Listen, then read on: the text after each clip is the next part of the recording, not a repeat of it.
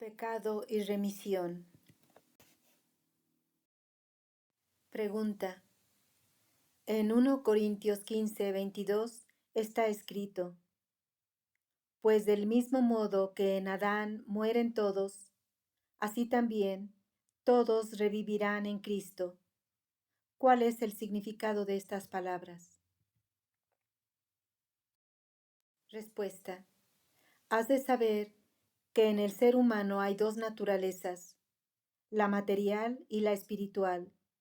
La naturaleza material se hereda de Adán, en tanto que la naturaleza espiritual se hereda de la realidad de la palabra de Dios, que es la espiritualidad de Cristo. La naturaleza material nace de Adán, mas la naturaleza espiritual nace de la gracia del Espíritu Santo. La naturaleza material es la fuente de toda imperfección, y la naturaleza espiritual es la fuente de toda perfección. Cristo se sacrificó para que la humanidad se librara de las imperfecciones de la naturaleza material y fuese dotada con las virtudes de la naturaleza espiritual. Esta naturaleza espiritual, que ha llegado a existir por la gracia de la realidad divina, es la suma de todas las perfecciones y procede del hálito del Espíritu Santo. Constituye las perfecciones divinas. Es luz, espiritualidad, guía, exaltación, magnanimidad, justicia, amor, generosidad, amabilidad con todos y obras caritativas. Es vida sobre vida. Esta naturaleza espiritual es la refulgencia de los esplendores del sol de la verdad. Cristo es el punto focal del Espíritu Santo. Ha nacido del Espíritu Santo. Ha sido levantado por el Espíritu Santo.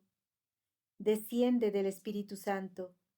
Es decir, su realidad no proviene del linaje de Adán, sino que ha nacido del Espíritu Santo. El significado de 1 Corintios 15:22, donde dice: Pues del mismo modo que en Adán mueren todos, así también todos revivirán en Cristo. Es, por tanto, el siguiente. A Adán se le designa comúnmente como el padre de la humanidad, es decir, que es la causa de la vida material de la humanidad y ocupa la posición de paternidad material. Es un alma viviente, aunque no un alma que otorga vida, en tanto que Cristo es causa de la vida espiritual del ser humano y, con respecto al espíritu, ocupa la posición de paternidad espiritual. Adán es un alma viviente, Cristo es un espíritu que otorga vida. De ello se desprende que en el mundo material deben existir pecados, como la ira, la envidia, la beligerancia, la codicia, la avaricia, la ignorancia, el rencor, la corrupción, la soberbia y la crueldad. Todos estos atributos brutales existen en la naturaleza del hombre.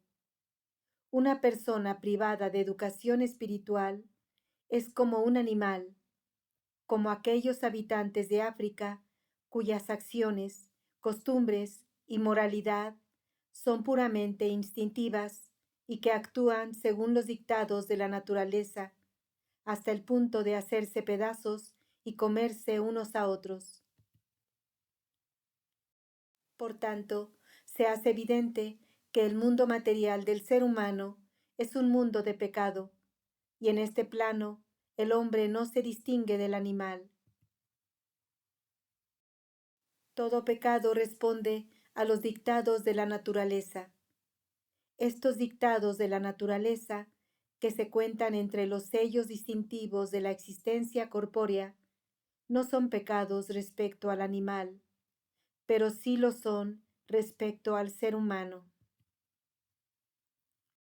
El animal es la fuente de imperfecciones como la ira, la lujuria, la envidia, la codicia, la crueldad y la soberbia. Todas estas cualidades censurables se encuentran en la naturaleza del animal y no constituyen pecados con relación al animal, en tanto que sí son pecados con relación al ser humano. Adán es la causa de la vida material del hombre, pero la realidad de Cristo, es decir, la palabra de Dios, es la causa de su vida espiritual. Es un espíritu que da vida, lo que significa que todas las imperfecciones que impone la vida material del hombre son transformadas en perfecciones humanas mediante la instrucción y guía de esa esencia del desprendimiento. Es por eso que Cristo fue un espíritu otorgador de vida y la causa de la vida espiritual de todo el género humano. Adán fue la causa de la vida material, y puesto que el mundo material del ser humano es el dominio de las imperfecciones, y puesto que la imperfección equivale a la muerte, Pablo comparó a Adán con la muerte. Pero la mayoría de los cristianos creen que Adán pecó y cometió una transgresión al comer del árbol prohibido, que las horribles y desastrosas consecuencias de esta transgresión fueron heredadas por sus descendientes para siempre, y que, de esta forma, Adán se ha convertido en la causa de la muerte del hombre. Esta explicación es irracional y claramente errónea, pues implica que todos los seres humanos, incluidos los profetas y mensajeros de Dios, sin haber cometido falta ni pecado alguno, y por la única razón de ser descendientes de Adán, se volvieron pecadores culpables y padecieron los tormentos del infierno hasta el día del sacrificio de Cristo. Esto estaría muy lejos de la justicia de Dios. Si Adán fue un pecador, ¿cuál fue el pecado de Abraham? ¿Qué falta cometieron Isaac y José? ¿Cuál fue la transgresión de Moisés? Sin embargo, Cristo, que era la palabra de Dios, se sacrificó. Esto tiene dos significados, uno externo y otro verdadero. El significado externo es el siguiente. Puesto que Cristo se proponía fomentar una causa que conllevaba la educación de la raza humana, la revivificación de los hijos de los hombres y la iluminación de toda la humanidad.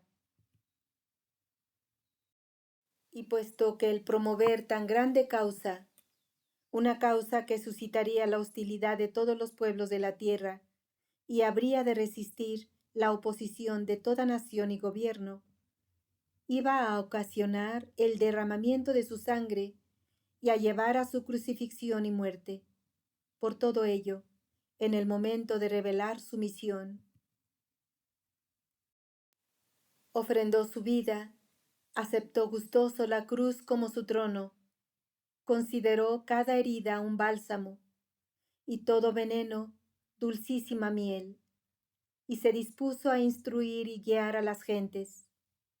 Es decir, se sacrificó para conferir el espíritu de vida y pereció en cuerpo para revivificar a otros en espíritu.